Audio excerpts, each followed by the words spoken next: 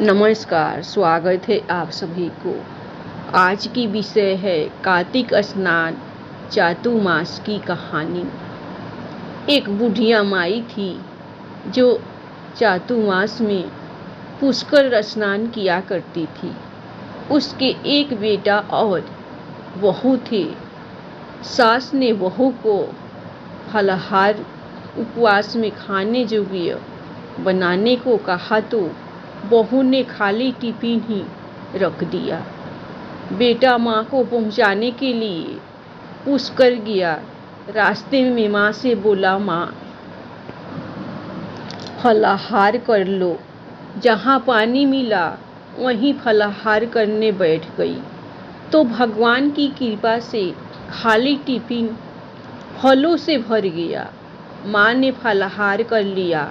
पुष्कर माँ के रहने के लिए झोपड़ी बनाकर बेटा वापस घर आ गया।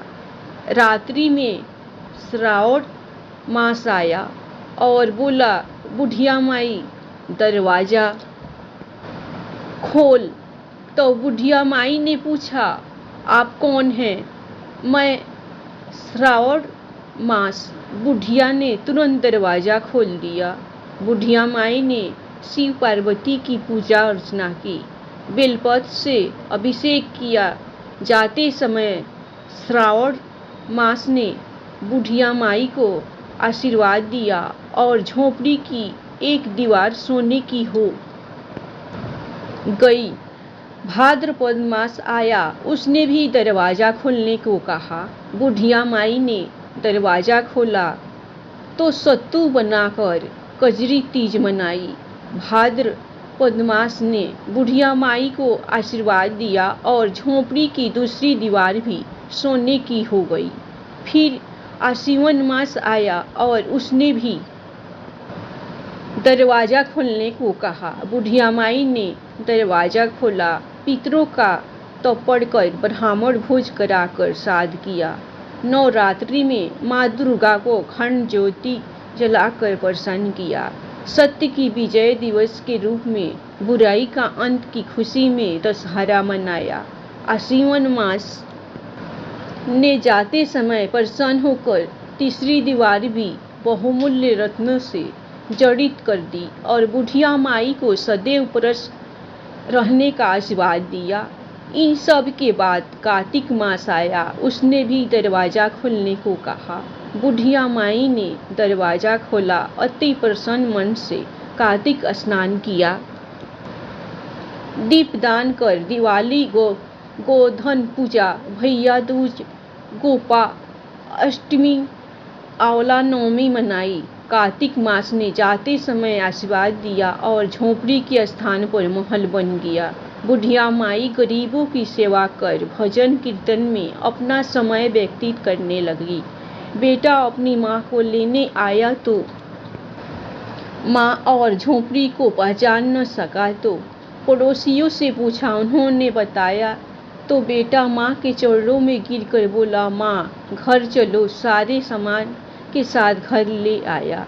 सासू माँ के ठाठ देखकर बहू के मन में लालच आ गया और उसने अपनी माँ को भी पुष्कर छोड़कर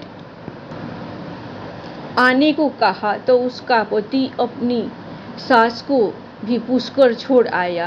परंतु बहू की माँ की धर्म कर्म में बिल्कुल रुचि नहीं थी। वह 4 समय भोजन करती और दिन भर सोती। चारों मास आए और चले गए। जाते समय झोपड़ी गिर गई और बहू की माँ गद्दी की ओनी में चली गई, क्योंकि औरत लक्ष्मी का रूप है और लक्ष्मी की तरह चंचल होना चाहिए। भगवान की पूजा और अतिथि का सम्मान दान पुण्य करना चाहिए। बहू ने कहा, और माँ को ले आओ। जब जवाई सास को लेने गया तो कहीं न मिली। लोगों से पूछने पर लोगों ने बताया कि तेरी सास धर्म कर्म कुछ न करती थी, खाती थी और सोती थी, जिससे वह गद्दी योनि में चली गई। जवाई गद्दी योनि सास को बांध कर घर ले आया। उसकी पत्नी ने पूछा, मेरी माँ कहाँ है? तो पति ने कहा, तेरे लालच की वजह से तेरी माँ गद्दी योनि में आ गई। बड़े बड़े विद्वानों ब्राह्मण ऋषि मुनियों से पूछने पर उन्होंने बताया कि तेरी सास के स्नान किए पानी से स्नान करने पर उसे मनुष्य योनि मिलेगी। तब बहू ने ऐसा ही किया और उसकी माँ पुनः मनुष्य योनि में आ गई। हे राधा दामोदर भगवान, जैसा बुढ़िया माई को दिया वैसा सबको देना। 2 सास बहुएं थी। कार्तिक मास आया तो सास बोली, मैं कार्तिक स्नान के लिए तीर्थ जाना चाहती हूँ। बहू बोली, मैं भी चलूँगी। सास बोली, तू अभी छोटी है, अभी मुझे जाने दे। सासू तीर्थ गई तो बहू कुम्हार से 33 कुंडे ले आई। रोज एक कुंडा भर कर रखती। उधर गंगा में सासू जी की नथ गिर गई। बहू कुंडे में नहाती और हुई बोली, सासू नहावे कुंडे में, मैं नहाऊं कुंडे। इतने में गंगा की धारा कुंडे में आ गई। साथ में सासू जी की नथ भी आ गई। बहू ने नथ पहचान ली और अपने नाक में पहन ली। महीना पूरा हुआ, सासू जी आई। बहू सामे लेने लगी तो सास नथ देख बोली, तू यह कहाँ से लाई? तो बहू बोली, यह तो मेरे कुंडे में गंगा की धारा के साथ आ गई। अब सास बोली, मुझे ब्राह्मण भोज करना है। बहू बोली, सासू जी 2 ब्राह्मण मेरे भी जिमा दो, मैंने भी कार्तिक स्नान किया है। तूने कहा कार्तिक स्नान किया तो बहू बोली, ऊपर चलो, मैं आपको बताती हूँ। ऊपर गए तो देखा सारे कुंडे सोने के हो गए। बहू बोली, मैं रोज कुंडा भर कर रखती और सुबह जल्दी उठकर नहाती और उल्टा करके रख देती। तब सासू जी बोली, बहू तू बहुत भगवान, जो साक्षात गंगा जी तेरे पास आई। तूने सदा और विश्वास से कार्तिक स्नान किया तो भगवान ने तुझे फल दिया। दोनों सास बहू ने धूमधाम से ब्राह्मण जिमा कर दक्षिणा देकर विदा किया। कार्तिक स्नान की कहानी।